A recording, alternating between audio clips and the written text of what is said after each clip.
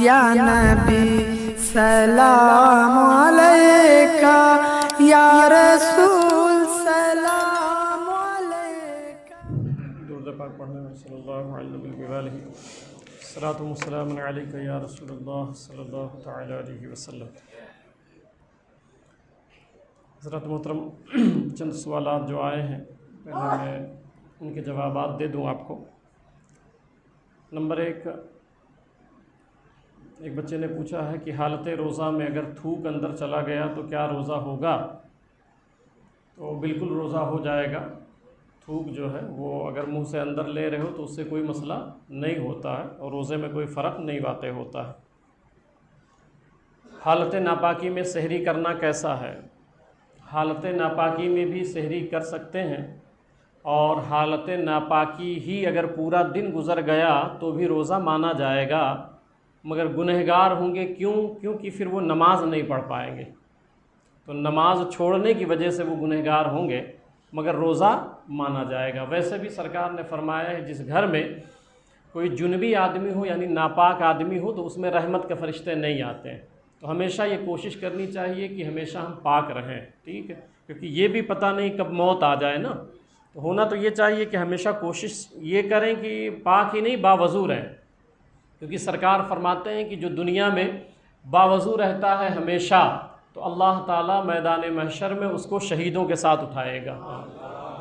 تو کم سے کم اپنی زندگی میں یہ ڈھالیں کہ انشاءاللہ تعالیٰ ہم باوضو رہنے کی کوشش کریں گے، ٹھیک ہے۔ اچھا،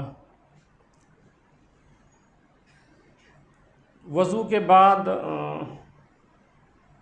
انگلیاں جو چٹکاتے ہیں، یہ پھوڑتے ہیں جو انگلیاں، تو کیا اس سے وضو ٹوٹ جاتا ہے؟ تو اس سے وضو نہیں ٹوٹتا ہے، ٹھیک ہے۔ اگر کسی نے وضو بنا لیا ہے پھر وہ انگلیاں چٹکا دیں، پھوڑی انگلیاں، تو اس سے وضو نہیں ٹوٹتا ہے۔ ہاں، حالت نماز میں اگر وہ انگلیاں چٹکاتا ہے تو یہ مکروہ تحریمی ہے، نماز واجب الاعادہ ہو جائے گی۔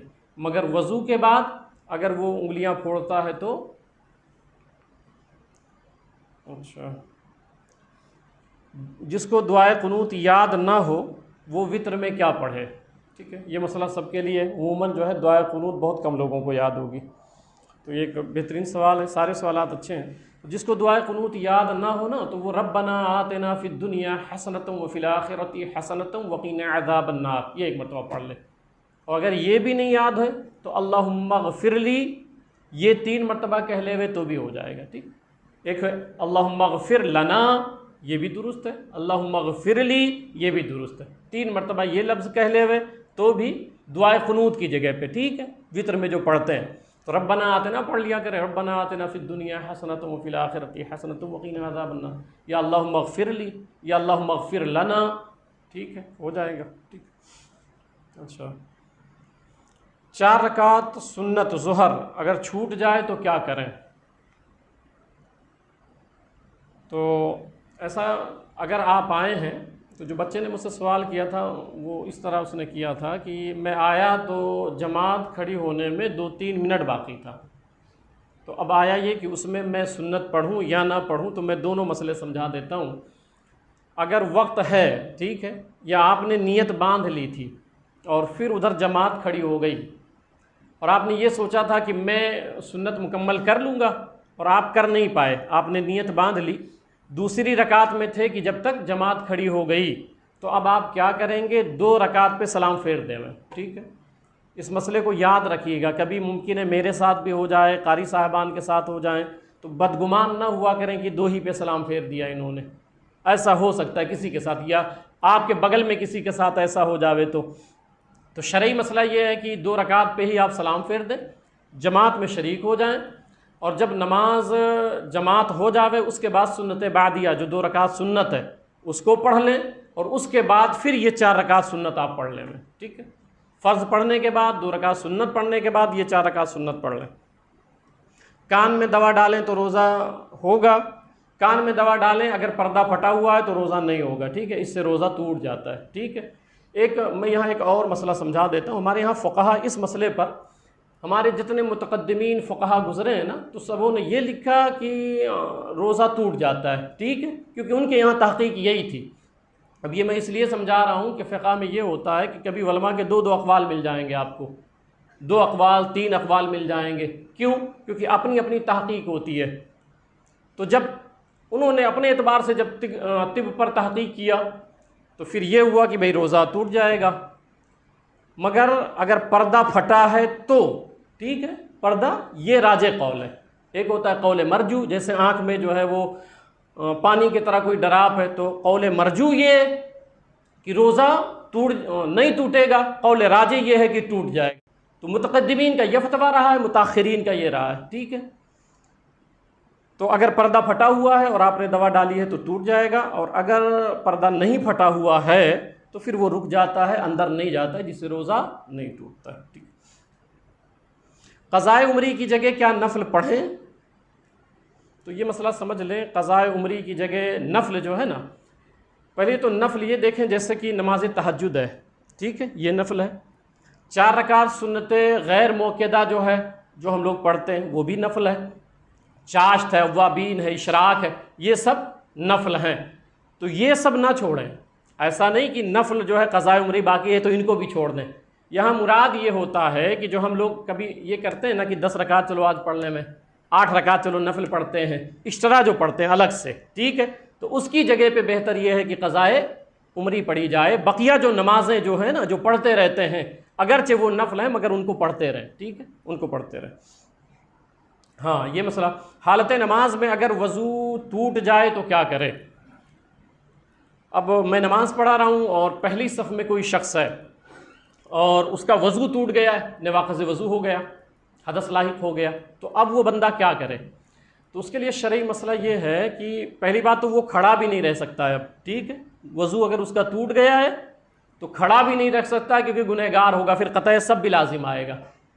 تو وہ کیا کرے کہ اپنے ناک کو پکڑ لے ہاتھ سے اور فوراً پلٹ جائے اور پیچھے صف چیرتا ہوا باہر چلا جائے.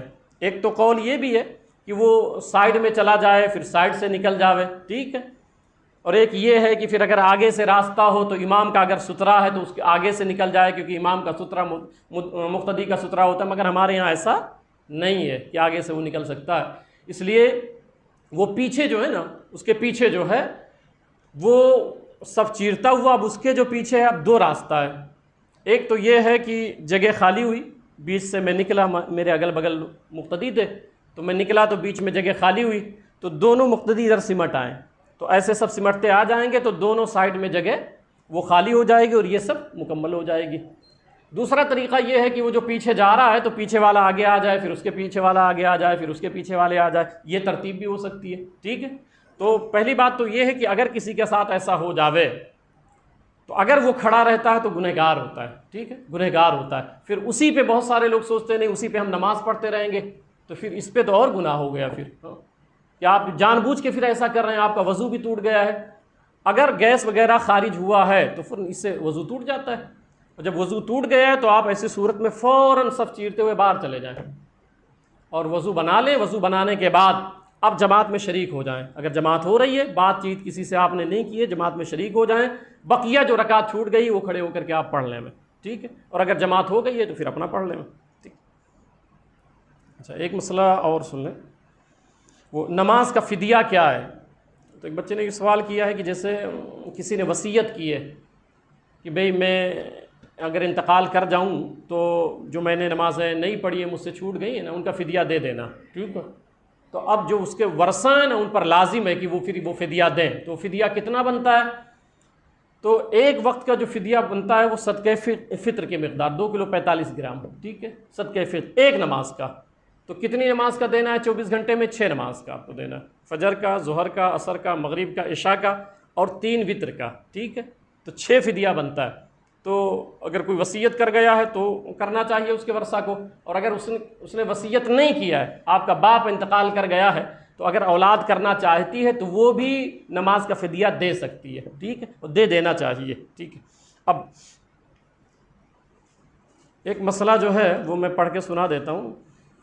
اگر گلے میں چین یا انگوٹھی ہو تو نماز ہوگی یا نہیں؟ تو میں فتاوی رضویہ شریف سے پڑھ کے وہ مسئلہ سنا دیتا ہوں آپ کو کہ جن چیزوں کا پہننا شرعاً ناجائز ہے ان کو پہن کر نماز پڑھنا مکروہ تحریمی ہے. ٹھیک ہے، جن چیزوں کا پہننا ناجائز ہے ان کو پہن کر کے نماز پڑھنا مکروہ تحریمی ہے.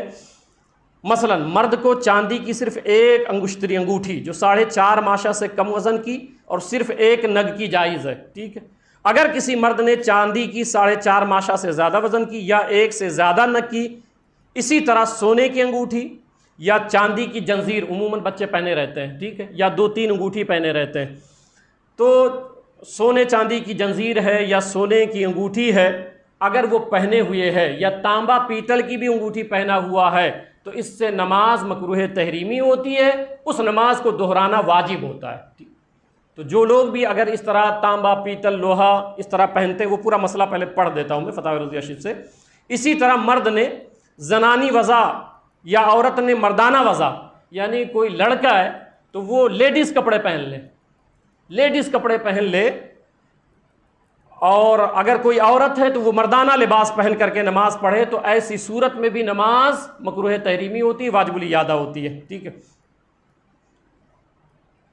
اچھا آگے، سونے اور چاندی کے علاوہ، اب وہ دوسرا مسئلہ جو میں سمجھا رہا تھا، سونے اور چاندی کے علاوہ لوہے، پیتل، تانبے، رانگ وغیرہ کا زیور پہننا عورت کو بھی مباح نہیں ہے، عورت کے لیے بھی درست نہیں ہے، تو مرد کے لیے اس کے جواز کی کوئی سبیل ہی نہیں ہے۔ اگر لوہے، پیتل، تانبے، رانگ وغیرہ کے زیور پہن کر، یعنی چین وغیرہ یہ سب پہن کر مرد یا عورت کسی نے بھی نماز پڑھی تو نماز مکروہ تحریمی ہوگی۔ مکروہ تحریمی کا مطلب یہ ہوتا ہے کہ وہ نماز دہرائی جائے، واجب الاعادہ ہے، تو اگر ایسا پہنتے ہیں آپ تو اس سے نماز نہیں ہوتی ہے۔ لوہا، تانبا، پیتل یا چاندی وغیرہ کے جو آپ پہنے رہتے ہیں چین وغیرہ، اس سے نماز ہے